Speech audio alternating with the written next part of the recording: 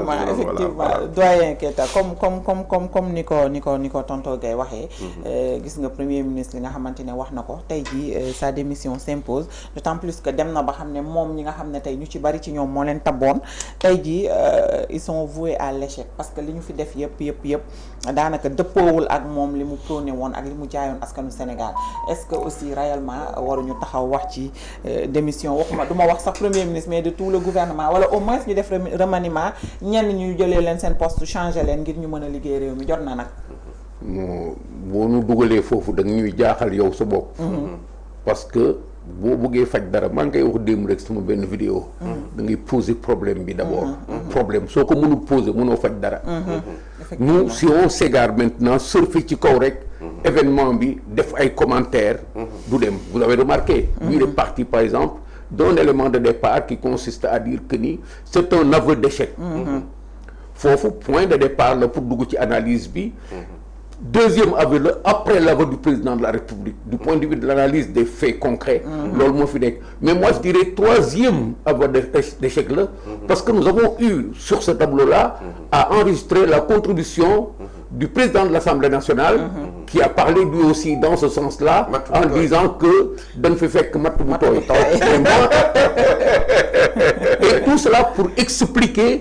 l'inexplicable pour justifier l'injustifiable que ñoom fi ñu taxawoon mooy réew mi dinañ ko defar mënuñu jaay Sénégalais yi lu dul Macky baaxul le pays est au 4e sous-sol ainsi de suite muy li nga xam ni moom moo ëmb seen présence fii moi je vais aller ailleurs vous savez nous on est des responsables fii je ne me crispe pas pour parler de ça parce que nous parlons aux Sénégalais ñun askan wi la ñuy waxal sunu démonstration yëpp bu fekkee ni defuñu effort attirer attention askan wi ci li nga xam ni moo constant ñii dañ leen wax démb ñu xool leen ñii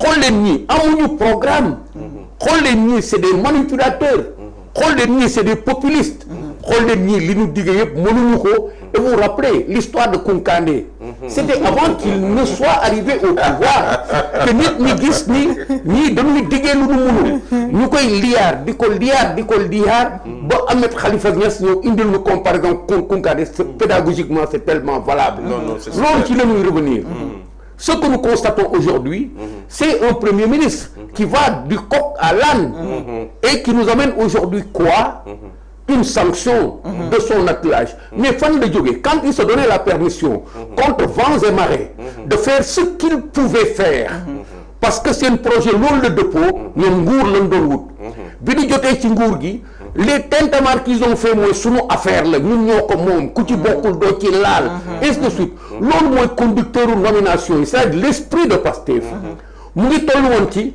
affaire bi léegi ñun ñoo ko moom ku ci bokkul kan kii ñuy lister ay direction non pas pour y mettre de la compétence mais lister ay direction pour seet fan la ñuy dugal seen ay nit maa ngi gis quelqu'un qui a dit en commentaire de Struga et consort et c'est tout drôle ça veut dire qu'ils ont mis en fonction leurs 4000 cadres te jëriñoo dara donc ils avaient un personnel à caser et dafa dem ba sur le casting ministériel moi j'ai eu à dire plusieurs fois qu'il m'en excuse que ku ci nekk loo jàpp yaa ko liggéey que ku ci nekk celui qui est devenu directeur du port qui est un actionnaire li nga bëggoon lan la jox la dame qui est ministre des affaires étrangères qu'elle m'excuse mais mon impression c'est que li mu bëggoon moom lañ ko jox boo xoolee profil bi ñu koy calé ak moom gros calibre bi mu wax ni moom la ak son parcours qui comment dire qu'on n'étale pas ici te xam nañu parcours am lu mu doon ay takk-takkam xam nañ ko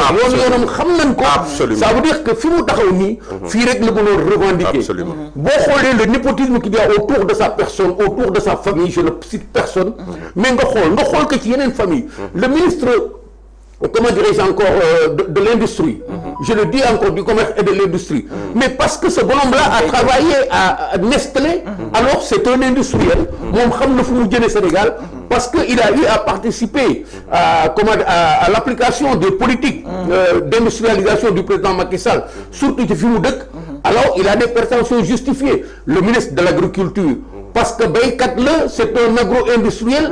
Voilà, mais vous voyez un peu, ce sont des gens programmés pour leur profit qui sont allés capturer Pastef parce que c'est ce que Pastef proposé. Dans la démarche initiale de Pastef, bari nañu fa def ñi nga xam ne lu leen fa yóbbu soo ñëwee dinañ la jox poste suñu jotee affaire bi dinañ la jox poste. Tous ceux qui ont côtoyé Pastef, à commencer par moi, je vous dis, moi l'offre qu'on m'a dit, kaay ñu changé sur le secrétariat exécutif national dugal la ci biir. C'est ce qu'on m'a dit moi. Mais je dis moi je fonctionne pas comme ça. Je suis un cadre sérieux dans ce pays-là et on ne me case pas. Et l'autre aspect, j'ai dit, je te le rappelais hier, mais c'est une kilifa, matuma kilifa. Ousmane Sonko matuma kilifa. Tout à fait. Et pourquoi matuma kilifa xeebuma ko. Mais dafa am li nga xam ne soo koy xëccu da nga koy mat.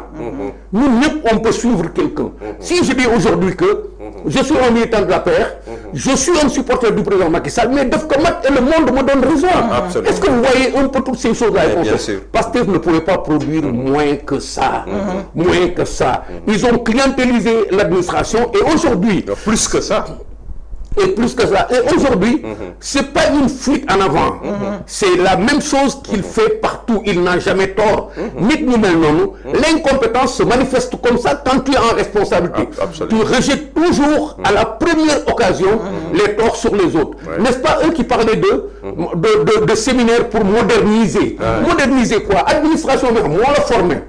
Administration, administration, c'est une des meilleures administrations du monde. Mais commissaire, pour dëggal li nga wax n'est-ce pas lui qui disait lors de ce séminaire-là que nous tous, y compris moi et le président, nous n'avons aucune expérience de ce qu'on est en train de faire. Donc, il le savait. Mais ça, c'est un coup de passe-passe. C'était pour justifier ce séminaire-là, pour les autres, Mais, excusez-moi, c'est un prétentieux. Quelqu'un qui cache ses défauts et qui utilise toujours les autres pour passer. Son projet est toujours à l'envers parce qu'il habille ses ambitions à travers une démarche qui met en scène les autres. Les autres jouent pour lui et il est toujours derrière. Dans sa communication, vous voyez, c'est toujours une communication particulière de quelqu'un qui n'est pas dans la démonstration, mais qui est dans la stratégie, une stratégie sombre de dissimulation. Et c'est extraordinaire, c'est comme ça qu'il fonctionne tout le temps. C'est pour vous dire que dans cette histoire-là, il ne faut pas qu'on aille chercher très loin. Absolument. Le problème est dans ce que nous avons élu. Le problème est dans l'attelage primaire. Nous avons élu un président de la République qui ne joue pas et qui ne nous montre même pas qu'il ne peut pas. Et c'est ça qui est extraordinaire. Et nous avons un premier ministre qui veut tout le pouvoir, qui ne nous montre qu'une chose, il veut tout le pouvoir. Et nous avons un parti derrière qui est un appareil corrompu. Corrompu, pas corrompu dans l'argent, corrompu parce que du parti. C'est un assemblage de gens qui sont programmés pour profiter de ce Sénégal-là, poste après poste, poste après poste. C'est ça qui nous amène à cette situation. Khalis tel fait feeñ. Fi nga xam ne on nous a vendu le jubanti. Khalis de fait tel feeñ. Premier mois, deuxième mois, on a l'ONAS, on a laser, on a le port, on a ci ay actus simples, ay audit, ay affaires humaines non. On se retrouve des marchés, on crée des sociétés. Et la dernière, c'est notre histoire de TNT là et consort dans laquelle on met une société malienne qui vient de nous indil ay barigo comme antenne, alors que nous dépassons notre foofu. Vous voyez un peu. Quand alors que nous avançons, lui il nous arrête sur sa personne. Mankat baxna. L'on a fait bidé alors qu'en réalité, alors qu'en réalité, d'abord, nous avons désarticulé l'administration, comme vous l'avez dit, en voulant placer l'urgence. Ce n'est pas une préoccupation excellence. Ils avaient besoin de ces postes-là, de les lister 1, 2, 3, 4, de brancher. Comment tu peux faire un résultat? Quand la compétence doit être au-devant des choix, tu ne peux pas avoir le résultat au rendez-vous parce que tu as fait ça. Tu as créé un désordre extraordinaire. Le seul fautif, c'est lui. Alors, le seul